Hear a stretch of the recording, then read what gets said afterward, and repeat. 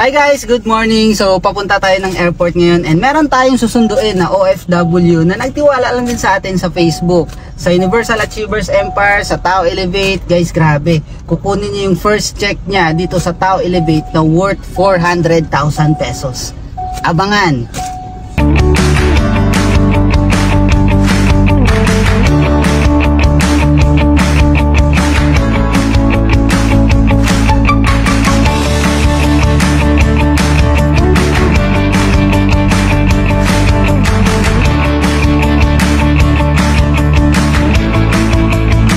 Anong pakiramdam mo ngayon, kukunin mo na yung cheque mo? Siyempre, naka-excited po dahil mawakan ko na po yung pinaghirapan ko. Ano pa? Kaya kung ako sa inyo, galaw-galaw dyan, huwag katulogin ang mga account nyo para kumita rin kayo ng malaki sa business natin. Kung kaya ko, mas kaya yun lang. At i-goal nyo rin po makapag-31 accounts kasi napakaganda po talaga ng 31 accounts. Malaki po yung kitaan dito. Yun lang. Ayan, sino yung kasama mo? Yung kasama ko, Yan. anak ko yan.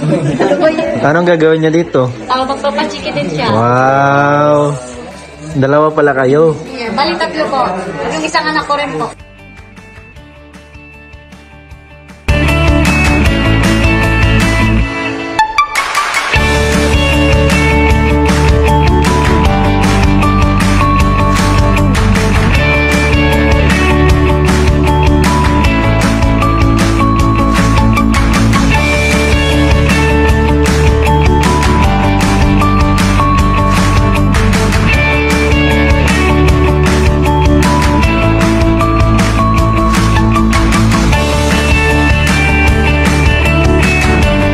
So, good morning guys. So, ayun na nga, kakauwi lang yung business partner natin from Hong Kong. So, siya na po yung magpakilala sa kanya. Hello, good morning po guys. Ako nga pala si Suni Balanay, OFW from Hong Kong. Umuwi po ako para po magpachiki po. Ito na po yung ebidensya po. Worth 385,000 po. Ayan. So, partner, ano yung ginawa mo para kumita ng malaki sa negosyo mo? Ano yung step by step?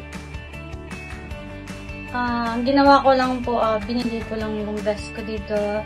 Pag free time ko talagang ginagawa ko yung business at sa mga trainings po, yung sa mga tinuturo na ma-apply ko talagang in-apply ko sa sarili ko at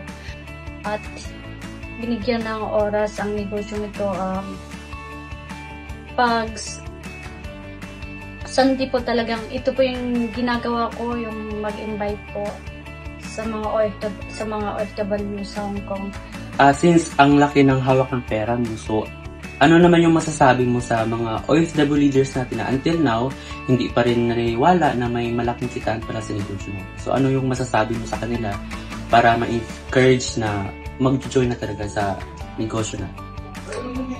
Mga ka-OFW ko, dapat huwag na po kayo magdalawang isip na sumali po or mag-invest po dito sa community natin kasi hindi naman po mawawala yung pera nyo, nandyan lang po, at least po nandyan yung pera yung naka-invest and bigyan at tiwala lang po sa sarili. Huwag na po magdalawang isip pa, sumali na po dito sa community natin. So ayun partner, so ilang buwan mo kinita yung income mo na 400,000? Bali, isang taon ko po kinita po itong 400,000 po. Partner, ano yung masasabi mo sa mga taong mapanood itong video na to? O anong mga advice mo, especially sa mga FW natin? Sa lahat ng mga nakapanood itong video ko, tiwala lang sa sarili. Alam ko na kaya niyan, bigyan niyo lang ng oras at tiyak ko sa susunod kayo na rin po yung magkaka-income na ganitong kalaki, 400,000. Yes.